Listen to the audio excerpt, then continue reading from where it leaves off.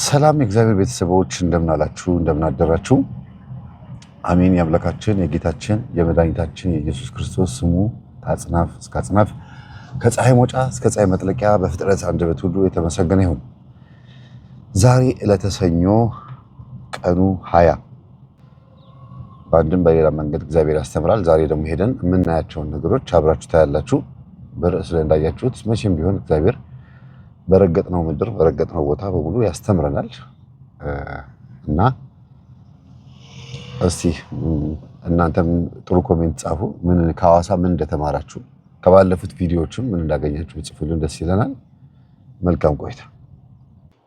ወደ ቅዱስ ዑራኤል ቤተክርስቲያን እየሄድን ነው። መልካም ቆይታ። እናንተ ውጡ ውጡ በሉ። ገና በጠዋቱ ደክሟቸዋል። ወገቤ በሉ ነው። እሺ፣ ሰላም ነው? እግዚአብሔር ይመስገን። ዝግጁ ነው።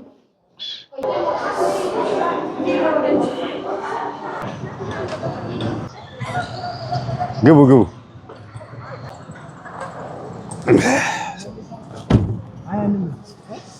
እንዴት ነህ?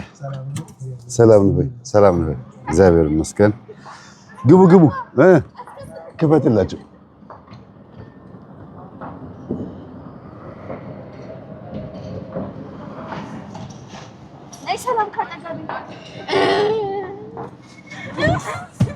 መሀል አስገቡሽ። መሀል አስገቧት። በዚህ በሐዋሳ ሙቀት መሀል ላይ ሳንድዊች ትሆኛለሽ። ያው ዛሬ እንግዲህ ወደ ገዳም ነው የምንሄደው። ዑራኤል ገዳም አይደለ? ታውቀዋለህ? እዛ ነው የምንሄደው። ሩፋኤል እኮ ማለቴ ነው። በረከቱ ይደርብን፣ ሁለቱም በረከታቸው ይደርብን። ተሳስቼ አልጠራሁትም፣ ፈቃድ እግዚአብሔር ነው እና መንገዳችን ሰላም ያርግልን። ማን ነበር ስምህ? ልደትሽ። እንግዲህ በሱባኤ የምትታወቀው እናታችን ቅድስት አርሴማ ይርጋለም አርሴማ ሱባኤ የሚያዝበት ቦታ ብዙዎቹ ሲጠሩት የምትሰሙት፣ እኔ እንኳን 2-3 መጥቻለሁ። ግን የሩፋኤልን ገዳምና ሰዓት ከተረፈ ወደዛ እንሄዳለን። ቅርብ ነው ይሄኛው። በቃ የከተማዋ አሰራር ሁሉ ነገሯ በጣም እየገረመን ያለው ቤተሰቦች። ሐዋሳ እንግዲህ የቅርብ ጊዜ ከተማ እንደሆነች ነው የሚነገረው። ረጅም ዓመት የብዙ ሺህ ዓመት ታሪክ የላትም። አጭር ጊዜ። መቼ ነው የተመሰረተችው? እንደ ታሪክ የዛሬ 10 ምናምን ዓመት ቢያንስ 50ኛ ዓመቷን አክብራለች እና ኦኬ 65 ወደ 70 ቢጠጋ ነው እስካሁን ድረስ እድሜዋ። በጣም ቅርብ ጊዜ ነው የተመሰረተችው። አሁን ከምንሄድበትም ከይርጋለምም እና ይርጋለምም 100 ምናምን ዓመት ይሆናቸዋል። ሻሸመኔም ረጅም ዓመታቸው ነውና ሐዋሳ ግን ቅርብ ጊዜ የተመሰረተችው። ለዚህ ነው ዲዛይን የተደረገች የምትመስለው። በጣም እስካሁን ድረስ ልብሳችንን ጭቃ አልነካም። አቧራ፣ በእርግጥ ክረምትን አቧራ አይገኝም፣ ግን ልብሳችንን ጭቃ አልነካም። በጣም ንጽህና እንዳለው ያስታውቃል። ጭቃ ይናፍቃቸዋል ሐዋሳ። ንጉሱ ናቸው ዲዛይን ያደርጓት የሚባለው ነው። ኃይለ ሥላሴ ነው ዲዛይን ያስደረጉት ነው የተባለው። እንደውም የጉጉት አሁን የገብርኤል ፊት ለፊት ያለችው አደባባይ ካርታ ፕላን ላይ ሲታይ የጉጉት የለችም፣ የእሷ ቅርጽ ሁላ ያለው ይባላል። ከተማው መንገዱ ምናምን ዲዛይኑ ማለት ነው። በእውነት ከላይ ሲታይ እና በጣም ጽድት ያለች ከተማ ናት። ስለዚህ አፄ ኃይለ ሥላሴ ናቸው ዲዛይን ያደርጓት። መጀመሪያም እዚህ ህዝብ እንዲሰፍር ያደርጉት። ሰውን ቅርብ ጊዜ ነው በጣም ብዙ ሰው እየወደዳት እየገባ ከተማው እንደዚህ የለማውና ስንሰማ እንደውም አብዛኛው ሰው አልሙ እየተባለ በግዱላ ሰው ቦታ ይሰጠው ነበር። እምቢ ያለ የታሰረም ሰው አለ ሲባል ሰምተናል። እውነቱ ውሸት ባናውቅ በምን መሬቱ ሰድና አልማ ተብሎ አልማ ሲባል እምቢ ብሎ ማለት እንዴ? ለምን? በቃ ሰው የዛኔ የመሬትን ዋጋ አቅም። ኦኬ። እና አሁን ላይ ግን በጣም ውድ ነው መሬት በጣም እንዴ አይገኝም። ከሰው ይልቅ አሁን መሬት ውድ ነው። በጣም ይገርማል። አሁን ተራራ ዑራኤል ምን እዚህ ተራራ ነው? አስር ሩፋኤል። ኦኬ ሩፋኤል በተደጋጋሚ ዑራኤል አፌ ላይ እየመጣ ነው ከነጋ በረከት ይደርብን። ሩፋኤል ላለው ብዬ ኡራኤል እያልኩኝ ያለሁት ምናልባት እንግዲህ አይታወቅም። ስለዚህ ሐዋሳ ውስጥ ምን ብሔር አለ ብለህ ትላለህ? ሁሉ የሌለ የለም። ሁሉም አለ። አብዛኛው መጤ ነው። ጉራጌ አለ አለ በደንብ አለ፣ በብዛት አለ። የትኛው ከደቡብ ክልልስ የትኛው? ወላይታ አለ፣ ወላይታዎች አሉ። ወላይታ አለ። እሺ አማራ አለ፣ ትግሬ አለ። የሌለ ቅልቅል ነው። ሁሉም ቅልቅል ነው። አብዛኛው መጤ ነው። አሶሳም ሄጄ እንደዚህ ነው። 5-6 ብሔር ተቀላቅሏል። አማራና ትግሬ በደንብ ነው ያለው። ይገርም ነው። ለምን ግን ህዝቡ ሳይናቆር መንግስት እንደሚናቆር ነው ግራ የሚገባኝ እንጂ ይሄ ነው ቅዱስ ሩፋኤል። እንግባ።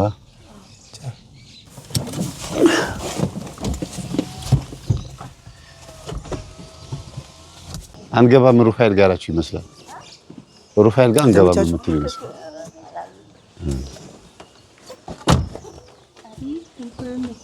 መምህር ልምጣ እዚህ ልጠብቃችሁ? እንደፈለክና ና ስትመጣ ደስ ይለናል። እንዴ አብረህናል እንዴ ያለው። ያው ቅዱስ ሩፋኤልን ምን ያህል እንደምወደው ታውቃላችሁ አይደለ? የቤተሰቦቼ ለብዙዎቻችን እነዚህን የመሳሰሉ ፍሬዎች ሰጥተውናል። ልጆቼንም አጠቃላይ ደግሞ አገልግሎቴን የሚባርክልኝ የቀበሌ ቅዱስ ሩፋኤል ነው። እንትን ነች ጠላቋ ምን እንደምትባለው በዚህ ሀገር እቺ ነች ጠላቋ ምንድን ነው የምትሏት? እቺ ዳክዬ ዘር ነች። ጠላቋ ማለት እቺ እንትን ብላ ከውስጥ አሳዎችን አይቆ እዚህ ቅርብ ስለሆነ አሉ አይቆ ሩፋኤልን ሳናይ እሷ ላይ ትኩረት አድርገን ቅዱስ ሩፋኤል አባቴ በረከት ይደርብኝ። የቅዱስ ሩፋኤል ቤተክርስቲያን ሆኖ ፊት ለፊት ያለው ስዕል ግን የአባታችን የአቡነ ገብረ መስቀልና የእግዚአብሔር አብ የስቅለቱ ነው። ድርብ ታቦት ስላለ ሊሆን ይችላል። አይዶን ነው ግን የትኛውም ደብር ላይ የታቦቱ ባለቤት ነው ፊት ለፊት ስዕሉ የሚሰቀለው ብዬ አስባለሁ። ክብር ምስጋና ለአንተ ክበርልኝ፣ ከፍ በለኝ ልዑል እግዚአብሔር። ክብር ምስጋና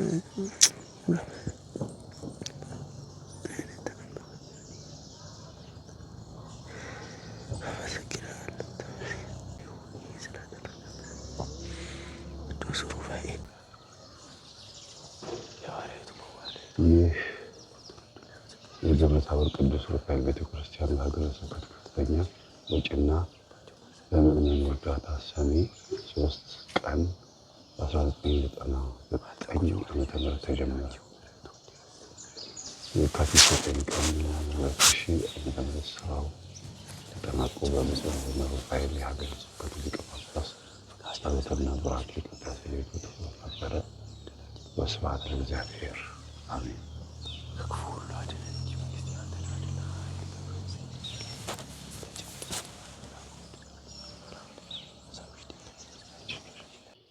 ቅዱስ ሩፋኤል ቤተክርስቲያን የመስራት ፍላጎት አለኝ። ገና ከመጀመሪያው ከመሰረቱ ጀምሮ መሬት ቦታ ተሰጥቶኝ የመስራት ፍላጎት አለኝ። ግን ዋጋ አለው። አሁን ባለንበት ጊዜ እንደዛ ማድረግ የሚቻልበት ሁኔታ አይደለም ያለ ነው እና ለሱ ካለኝ ፍቅር የተነሳ ይሄን አሰብኩኝ እንጂ ልናገር ያሰብኩት ይሄን አልነበረም። ግን ይሄ ቦታ በጣም ደስ የሚል ሰላማዊ ቦታ ነው። ሱባኤ መያዣ ዙሪያውን ገዳም እንደ ገዳም ቢሆን ብዙ ሰዎች ይድኑበታል ብዬ አስባለሁ። ሐዋሳ ቅዱስ ሩፋኤል ቤተክርስቲያን ምክንያቱም ጸጥ ያለ ቦታ፣ ዛፍ የሚበዛበት ቦታ፣ ባህር ዳር ነው። ካጠገቡ ባህር አለ። ኢቭን ተመልከቱ፣ አውደ ምሕረቱ ለሰው መቀመጫ እንዲመች ተደርጎ አልተሰራም። ህዝብ ተኮር አይደለም። ቤተክርስቲያን ሲሰራ ካህናት የራሳቸውን መቀመጫ የራሳቸውን ቢሮና ውስጥ ማህሌት ቅዳሴ የሚቀድሱበትን ብቻ ነው የሚያመቻቹት። ብዙ ጊዜ ይሄ ችግር አለባቸው። ህዝብ ተኮር የተሰራ ነገር የለም። እስቲ ምን ላይ ይቀመጣል ህዝቡ? አሁን ይሄ ወንበር በቂ ወንበር አይደለም። መሬቱ ራሱ ተዳፋት ነው። ቆይ ማን ልውጣና ተመልከቱ። አሁን ይሄ እዚህ ጋር ሰባኪው ቁጭ ብሎ ሰው እኔ አሁን ከካሜራው ጀርባ ነኝ ያለሁት። እናንተ ደግሞ እንደ ተመልካች ሆናችሁ ራሳችሁን እዩት እስቲ። እና መሬቱ ተዳፋት ነው። ወደዚህ በኩል አቁልቁሏል። ወደዚህ ጋር ከፍ ያለ ነው ማለት ነው። እና ቢያንስ ለሰው እንዲመች አድርገው ስላብ የፊት ለፊት ያሉትን ዛፎች አንስቶ ጉባኤ ወንጌል የሚማርበት ህዝቡ በደንብ አድርጎ ወንጌል ሊማር የሚችልበት። ከትም የኢትዮጵያ ኦርቶዶክስ ቤተክርስቲያን ወንጌል የምትሰብከው በአዳራሽ ውስጥ አይደለም፣ አውደ ምሕረት ላይ ነው። አውደ ምሕረት ደግሞ ለህዝብ ለወንጌል ምቹ ካልሆነ ሰው ወደሚመቸው የመሄድ እድሉ በጣም ሰፊ ነው ያለው እና ይህንን ቤተክርስቲያን ገዳም የማድረግ ህዝብ እንዲመጣ የማድረግ ህዝብ መጥቶ እዚህ ሰላሙን እንዲያገኝ ጸበልን ባይጠመቅ እንኳን ሌላ አገልግሎት ባይኖር እንኳን ሱባኤ ከከተማ ወጣ ብሎ ሱባኤ መያዝ የሚችልበት እድል ቢፈጠር እንዴት ጥሩ ነበር። እና አባቶች ትልቁ ችግራቸው እነሱ ዝንጀሮ መቀመጫዬን አለች ይባላል። መጀመሪያ መቀመጫዬን ትላለች ይባላል። እነሱ የሚቀመጡበት ወንበር ብቻ እንዲመቻችላቸው ነው የሚፈልጉት። ተመልከቱት ግቢው ምን እንደሚመስል። ይህን የመሰለ ዛፍ ያለበት ቦታ ላይ ከኋላ እንደዚህ አይነት ቆሻሻ አለ። ለልማት ገንዘብ አምጡ ለማለት ቤቱ ተጀምሮ እንደዚህ አልቆ ሳያልቅ ቁጭ ብሏል። ከዛ የሚሰራው መጨረሻው ደግሞ ይሄ ነው። በቃ በረንዳ ነው፣ ሌላ ነገር የለውም። በረንዳ መጥቶ የሚጠለልበት ይሄ በየቤተ ክርስቲያኑ ስለተለመደ እንጂ አሰራሩ ልክ አይደለም። ሁሉም አድባራት ላይ እንደዚህ አይነት መጠለያ ስላለ ታዛ መጠለያ ስላለ ነው እንጂ ምን ጥቅም የሌለው ነገር ነው። ምን ያህል ሰው ይዛል እስቲ አሁን መጠለያ ወንበር ዘርግቶ መማሪያ አይሆን ለጽዋ ማህበርም ለሰንበት ትምህርት ቤትም ይሁን ለኮርስ ለምንም ነገር የማይመች አይነት ሀሳብ ተሰራው። እንደው ክፍል ተሰርቶበት እያንዳንዱ 1 ሜትር በ2 ሜትር አንድ ሰው ብቻ ሱባኤ የሚይዝበት ክፍል ቢሆንና መስኮት ተደርጎ ፊታቸውን ወደ ቤተ ክርስቲያን አዙረው ሱባኤ የሚይዙበት ቤት ቢሆን ስንት ስራ በተሰራበት ነበር፣ ስንት ህዝብ በዳነበት ነበርና አቤት በቃ ትኩረቱ በቃ ይሄ ሁሉ ጊዜ ቢዝነስ ላይ ነው። በቃ ህዝብ ተኮር በፍጹም ተሰርቶ አያውቅም። ይሄን የመሰለ ግቢ ይዘው ይሄን የመሰለ ሰላማዊ ቦታ ይዘው አሁን ውስጥ ቤተ መቅደስ ብትገቡ ለራሳቸው የሚመች በጣም ብዙ ለእግዚአብሔር አይደለም ያልኳቸው ለራሳቸው አትሮንሱን ተመልከቱት። እነሱ ቆመው የሚጸልዩበት እኔ እየወቀስኩ ነው ያለሁት። ይሄ አትሮንሱ እነሱ የሚቀመጡባቸው ቦታዎች ምናምን በጣም ምቹ ናቸው። ያንን ነው ልል የምችለው።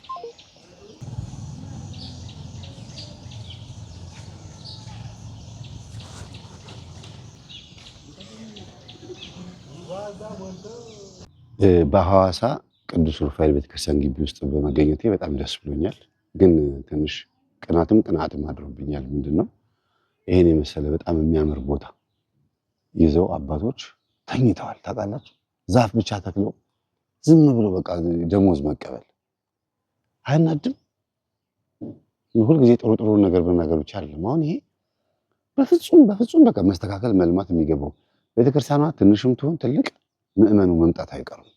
ለማስቀደስ የሚምጣ ሩፋኤል በ13 ሲሆን መምጣቱ አይቀርም ህዝቡ እና ህዝብን ያማከለ በጣም ብዙ ስራ ቢሰራ ጥሩ ነው ብዬ አስባለሁ። እስቲ አንድ ኢንጂነር ወይም አንድ የሆነ ኮንትራክተር የዚህ የቅየሳ ሰርቬይንግ ባለሙያ መጥቶ ይህንን ቦታ እስቲ እንዴት ታደርገዋለህ ብለው ያሳዩት። ሙሉ በሙሉ አፍርሶ እንደ አዲስ ነው የሚሰራው ግቢውን። ከዛፉን አይነካም። እርግጥ ግን ፊት ለፊት አውደ ምሕረቱ ፈጽሞ ለምእመን ተብሎ የተሰራ አይደለም። እነሱ ካህናት ቆሞ የሚያስተምሩበት ሰባኪ ቆሞ የሚያስተምሩበትን ብቻ ነው ያስተካከሉት። ታዛው መጠለያው መድረኩን ብቻ ነው ከፍታቸውን ለመጠበቅ። ከዛ ውጪ ህዝብ የሚቀመጥበት ቦታ የራሱ ጉዳይ ነው። ተመልከቱት።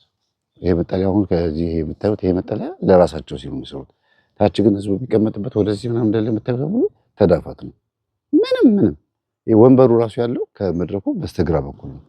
ፊት ለፊት እንኳን አይታየውም። ይሄን ሰላም የተቀመጡበት እና እንደው እባካችሁን ቤተ መቅደስም ሲሰራ ግቢም አውደ ምሕረትም ወንጌል የምንማማርበት ቦታ ሲሰራ ወንጌል እንዲሰበክ ህዝቡ መጥቶ እንዲማር የሚስብ ነገር ቢኖር ሌላ ነገር ላይ ትኩረት ባናረግ፣ ግንቡ ላይ ድንጋዩ ላይ ትኩረት ባናረግ፣ ትኩረት መደረግ ያለበት ህዝቡ መጥቶ ደስ ብሎት የሚሄድበት ነገር ላይ ትኩረት ብናረግ ጥሩ ነው።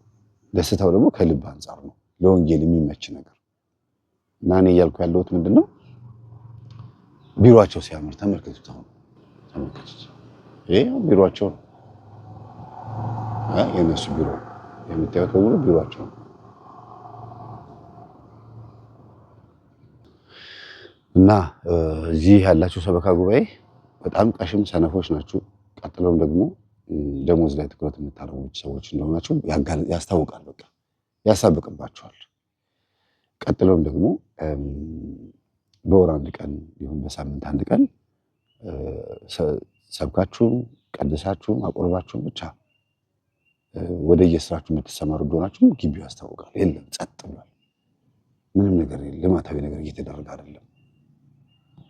እና እባካችሁን ልማት 3 አይነት ልማት ተጠብቃለሁ እዚህ ቤተክርስቲያን ውስጥ።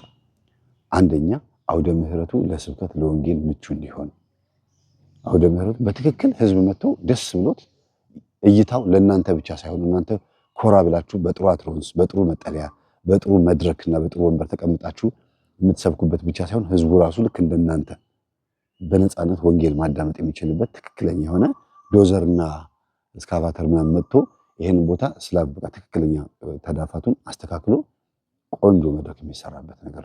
ሁለተኛ ነገር ደግሞ ሱባኤ የሚያዝበት የጥንቅ ጥጉን የምታዩት እዛ ጥንቅ ጥጉን የምታዩት ይሄ ሁሉ የምታዩት ጥንቅ ጥጉ የሚታየው በሙሉ እንዳለ ቢቻል የትኛውን ቤተክርስቲያን ላይ ማለት ነው 1 ሜትር ርዝመት ወደ ጎን 2 ሜትር ርዝመት ወደ ጎን 1 ሜትር ሆኖ አንዳንድ ሰው ብቻ ሱባኤ መያዝ የሚቻልበት ቤት ቢሰራ እኔ ሁሉ ጊዜ በህይወት ዘመኔ ቤተክርስቲያን በዚህ ልክ መሰርታ በሞት ደስ ይለኛል። ህዝቡ አይምሮውን ህሊናውን ሰብሰብ አድርጎ እግዚአብሔርን የሚያስብበት ቦታ ይፈልጋል። ከሱሱ የሚላቀቅበት እግዚአብሔር የሚጠይቅበት ቦታ ይፈልጋል። ዘበኞቹን ለማስፈቀድ መከራ ነው መጥቶ ለማደር በገንዘቡም ከፍሎ ማደር የሚችልበት ቦታም የለም። እንደው ከፍዬ እንኳን እዚህ ሱባኤ ሊያዝ ሲል አይ ምን እዚህ እኮ ጾም ሲሆን ነው በቃ አንጥፎ ምናምን ይተኛሉ። ተመልከቱ እዚህ አሁን በቃ እዚህ ቦታ ላይ ይመጡና ፍልሰታ ስትሆን ምናምን አንጥፎ መተኛ ነው። ሌላ ነገር አለ አይታችሁ ታውቃላችሁ? ሌላ ነገር የለም።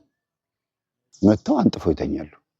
ከዛ ውጭ ግን ባዘቦት ቀን ሰው መጥቶ ሱባኤ የሚይዝበት ቦታ እያንዳንዱ ደብር ቢያንስ ከ20 እስከ 40 ሱባኤ መያዣ ክፍል ግዴታ ነው። ጸጥ ያለ በተለይ የሚገርም የመኪናም የምንም ድምፅ የህዝብም ግርግርም ድምፅ የማይሰማበት ደብር ያላችሁ አስተዳዳሪዎች ትልቁ የቤት ስራችሁ ይሄ ቢሆን ጥሩ ነው። የጳጳስ ሐውልት ለመትከል ሌላ ማይረባ ነገር ለመትከል ከምትሯሯጡ ሱባኤ መያዣ ቦታ መትከል ነው የሚያወጣው። ቤተክርስቲያኗ ምእመን አላት፣ በጣም ብዙ ምእመን አላት። እግዚአብሔርን መስማት የሚፈልጉ ከበሽታቸው ብቻ ሳይሆን ካለባቸው ጭንቅ መላቀቅ የሚፈልጉ ከችግሮቻቸው መላቀቅ የሚፈልጉ በጣም ብዙ እግዚአብሔር መጠየቅ የሚፈልጉት ነገር አለ። እናንተም ቢጠይቋችሁ የምትመልሱት መልስ ያው ከሁለት ነገር አያልፍም። ወይ አስራት በኩራት አውጪ ነው፣ ወይ ደግሞ ንስሐ ግቢ ነው፣ ተጠመቂ ነው የምትሉት። እነሱ ግን እግዚአብሔርን ፊት ለፊት ማናገር ይፈልጋሉ። ቀኖናውን፣ ዶግማውን፣ ትውፊቱን ሁሉ ነገሩን ባያውቁ ግን በእንባቸው ጠይቀው መልስ ማግኘት ይችላሉ። የምእመኑ ትልቁ ኃይል በእንባው እግዚአብሔር ማናገር ነው እና ቢያንስ የእንባ ቦታ ያስፈልጋል። ማልቀሻ ቦታ እና እግዚአብሔር አምላካችን በዚህ ቦታ ላይ አንድ ለውጥ ያሳየናል ብዬ አስባለሁ። ሶስተኛው ትልቁ ነገር ማየት የምፈልገው እዚህ ቦታ ላይ ጸጥ ያለ ቦታ እንደመሆኑ ጭር ያለ ቦታ እንደመሆኑ ቢያንስ አባቶች ከምእመኑ ጋራ ተነጋግረው አንድ ትልቅ ነገር ቢሰሩ፣ የጥምቀት ቦታ ቢኖር፣ ከከተማ ወጣ ያለ ቦታ ስለሆነ ሰው የሚጠመቅበት ቦታ ቢኖር። እነሱ ይሄንን ስናገር በተለይ አባቶች ይሄንን ቤተክርስቲያን ሳይዙን ተለቅ ወደ ማድረግ ነው የሚያስቡት። በቃ ግንቡን ይሄንን ግንብ የምታዩትን ሰፋ አድርጎ የመስራት ብዙ ምእመን እንዲይዝ ትኩረት የሚያደርጉት ድንጋዩ ላይ ብቻ ነው። ህዝቡ ላይ ትኩረት አያደርጉም። ከዚህ ህዝብን ማዳን አለባችሁ። የትኛውም ቤተክርስቲያን የምትገኙ አባቶች ህዝብን ማዳን አለባችሁ። ከባዕድ አምልኮ እንዲላቀቅ፣ ከሱሱ እንዲላቀቅ፣ ከሚወረወርበት ማንኛውም አይነት ፍላጻ ከመናፍቅም ይሁን ከምንም ህዝቡ የሚያመልጥበት ቦታ መጥቶ ጸጥ ብሎ ስለነሱ ማሰብ የሚችልበት፣ ስልኩን ማየት ሳይሆን እግዚአብሔር ማየት የሚችልበት፣ ከስልክ ስክሪን የሚላቀቅበት ይሄ መሰለ የሚገርም ቦታ ላይ ሆናችሁ ግን ሰው ባዶ ነው። ይህንን ሰላማዊ የሆነ ቦታ ግን እንደዚህ አድርጋችሁ ብታደራጁት ሰው አይጠፋም፣ ይመጣል። ማረፊያ ብሎ ይመጣል ሰው እና ይሄ ነው። ሌላው እያንዳንዱ ቤተክርስቲያን እያንዳንዱ ሰንበት ትምህርት ቤት የራሱ የሆነ ፌስቡክ፣ ቲክቶክ፣ ዩቲዩብ ወይም ማህበራዊ ሚዲያ አካውንት ሊኖረው ይገባል። ይሄንን የምናገረው እንደ ትእዛዝም ጭምር ነው። በነገራችን ላይ ለምን እኔ ማህበራዊ ሚዲያ ላይ ብዙ ነገር ስለማጠቀሙን ስለማውቀው ነው። እያንዳንዱ ደብር ሚዲያ ክፍል ስቱዲዮ አቋቁሞ ፌስቡክ፣ ቲክቶክ፣ ዩቲዩብ እና ሌሎችም ማህበራዊ ሚዲያዎችን መጠቀም የሚቻልበት አቅም ካለ ቢያንስ ሰው ኢንፎርሜሽን ሐዋሳ ቅዱስ ሩፋኤል ቲክቶክ፣ ፌስቡክ ብሎ ቢገባ በደብሩ ስም ማለት ነው ምን አለ እስቲ ምን ይደረጋል እዛ ቦታ ሄጄ ምን እጠቀማለሁ ብሎ ሰርች ያደርጋል። ይሄ በጣም ትልቅ ነገር ነው። እርግጠኛ ነኝ ምን አለ በሉኝ ይሄ ነገር ለወደፊቱ በጣም እያደገ እየተስፋፋ ከመጣ ኢንፎርሜሽኑን ስላስተላለፍኩኝ እንደሆነ እንድታውቁ ፈልጋለሁ።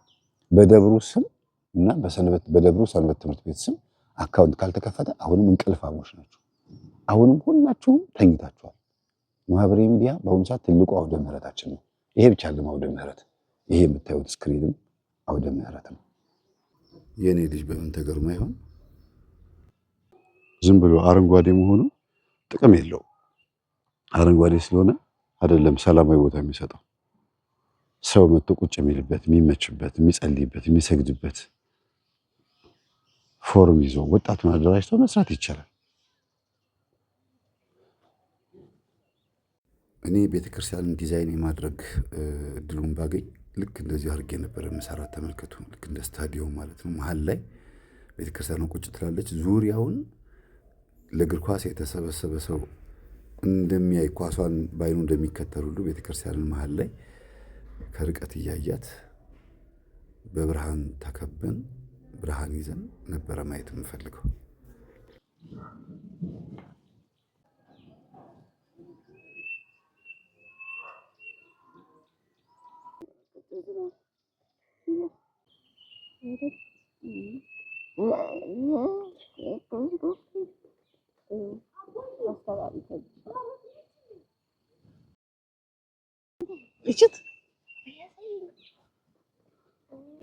አይ አይደለችም፣ ፓሮት አይደለችም፣ እንትን ነች አፏ። አይ ፓሮት አይደለች፣ አፏ ይለያል፣ አፉ ይለያል በጣም። አይ ትልቅ አፍ ነው ያለው። ያው የፓሮት 200 ምናምን ዝርያ አይደል ያለው ፓሮት። አሁን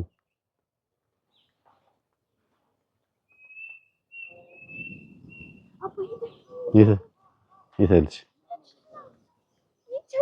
ዳክዬ አያት ታያት።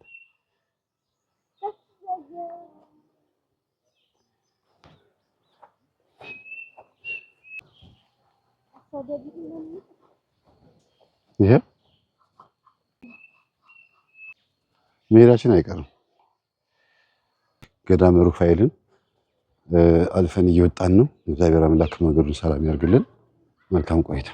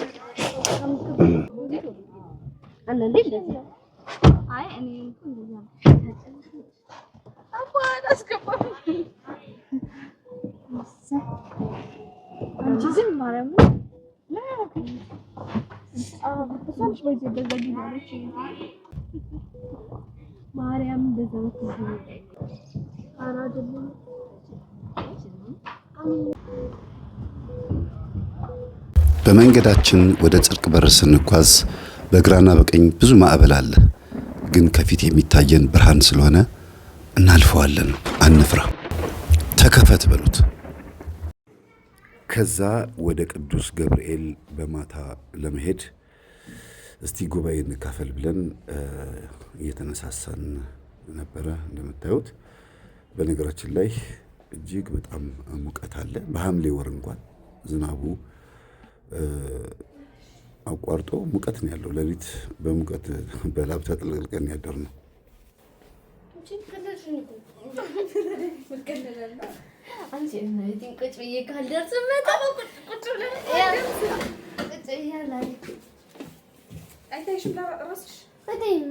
ይቺ ነገር ትታየኛለች።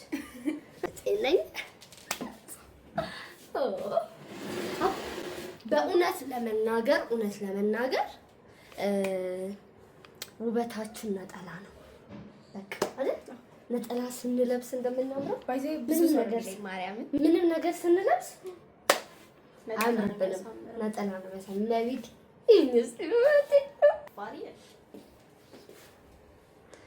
አባቴ ነጭ በነጭ ውበታችን ነጠላ ነው የኛ። ምክንያቱም ነጭ ስንለብስና ስንለብስ ያለው ልዩነት በቃ ይሄ ደግሞ ውበታችን ነጠላ ነው ስትሉ ብቸኝነት በእርግጥ እኮ ነጠላ መሆን ውበት አያሰጥም አይደል? ኤልዱስ እስቲ የታለች?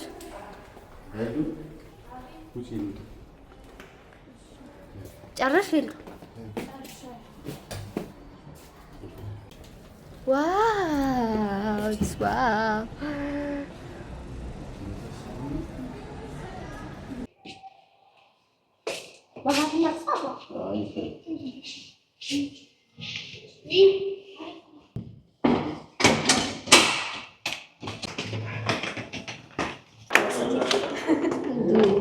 ሐዋሳ ገብርኤል ቤተክርስቲያን እየሄድን ነው። ማታ ነው። ከተማዋ በጣም ሞቅ ብላለች። በእርግጥ ግን ደግሞ የበለጠ በጣም ብዙ ህዝብ ያለው ወደዛ ነው።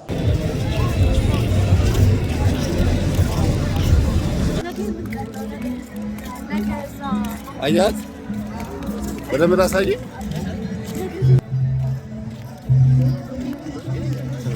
ስልኬን በደንብ አያት። ዞር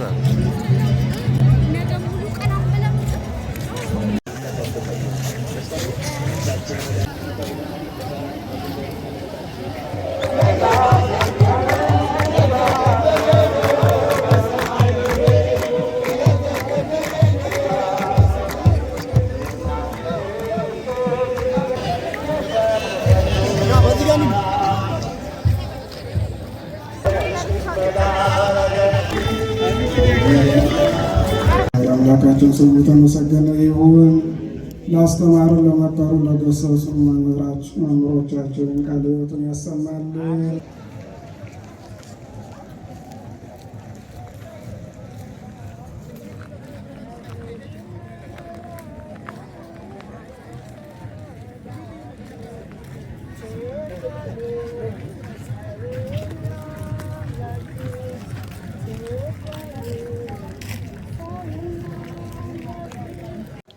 ይህንን ጉድ ተመልከቱልኝ። ቤተክርስቲያኑ በር ላይ ነው የሚሸጠው። ይህን ልጅ የሚመስሉ በጣም ብዙ ማስቲካና ኮንዶም አዟሪዎች አሉ። እንግዲህ የተለያየ አይነት ኮንዶም እየሸጠ ነው። እስቲ ስሙት የሚጠይቀውን ጥያቄ። ትሪደንት እሺ፣ ስንት ነው? ሙሉን ወይስ የሀምሳ? እሺ፣ አይ በቃ ይሄ ምንድን ነው? በዚህ ሰዓት ይሸጣል? ከምር ነው? ኧረ አስገባው ቤተክርስቲያን የሚያውቁትን ይገዛሉ። እንግዲህ የእግዚአብሔር ቤተሰቦች በጣም የሚያሳዝን ነገር ነው አሁን ያያችሁት ቪዲዮ።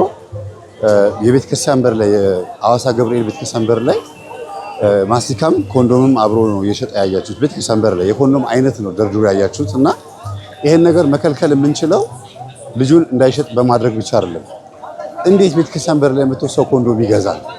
አሁን እዚህ ቦታ ላይ መጥቶ አምጣስ ብሎ እውነት ሊሳለም መጥቶ ኮንዶም ገዝቶ ሄዶ የሚጠቀም ሰው አለ ማለት ነው? ምን አይነት ህሊና ያለው ሰው ነው? ይሄ ልጅ እኮ ይሄንን የሚሸጠው ሰምታችኋል ድምጹን። ይሄን የሚሸጠው እኮ የሚገዛ አለ፣ የሚያውቀው ይገዛዋል ነው ያለው። ካሜራማኑ ሲቀርጸው አይታችኋል አይደል? እንዴት ትሸጣለህ ሲለው የሚያውቀው ይገዛዋል ነው ያለው። ስለዚህ በጣም ነው የሚከብደው እንዲህ አይነት ነገር። ሻጩ ራሱ ብትከለክሉትም የሚገዛ እስካለ ድረስ አያቆመው። እሱ እምነቱ ፕሮቴስታንት ይሁን ኦርቶዶክስ ይሁን አይመለከተንም። ግን የሚገዛ ሰው ስላለ ነው ቤተክርስቲያን በላይ ይዞት የመጣው። በጣም ያሳዝናል። እና በድፍረት በግልጽ እኔ አሁን ልጁ መከልከል አልችልም። ለምን ይሄ ተሸጣለ እዚህ ቦታ ላይ ማለት ከባድ ነው። የሚገዛው ሰው ነው ያበላሸው። ይሄ ልጅ ሴተኛ አዳሪዎች ለምንድን ነው ይሄን ስራ የምትሰሩት ሲባል ወንዶች ስለሚመጡብን ነው አይደል የሚሉት። ወንዶች እየመጡብን ነው እንደዚህ አይነት ስራ ምን ሰራው ይላሉ። ስለዚህ የሚማግጥ በትዳሩ ላይ ምን የሚለው የሚማግጥ እስካለ ድረስ እነሱም ስራቸውን አያቆሙም። ልክ ወንዱ አንሄድም ሲል ልክ ኮሮና ጊዜ መጥቶ እንደነበረ ሰዓት ጊዜ ልክ እንደዛ ወንዶች መሄድ ሲያቅታቸው ስራው ይቋረጣል ማለት ነው። ስለዚህ ማስቲካ አዘዋሪውን ለምን ይሄን ኮንዶም ትሸጣለህ ብለን ቤተክርስቲያን በር ላይ እንዳይሸጥ መከልከል አንችልም። ከቱ የተለያየ እምነት ተከታይ የሆኑ ሰዎችም እየመጡ ሊሸጡ ስለሚችሉ ነው። ግን ገዢዎች ነን ያበላሸ ነው ብዬ አስባለሁ። እዚህ ቤተክርስቲያን ላይ ድርሽ እንዳይል ዘበኞች ቢከለክሉ፣ በማይክሮፎን ለህዝቡ ቢነገር፣ እያዩ ነው ዲያቆናት፣ ካህናት፣ አገልጋይ፣ ሰንበት ተማሪዎች እያዩ ነው ዝም የሚሉት። ሂድ ከዚህ ብሎ ማባረር አለባቸው።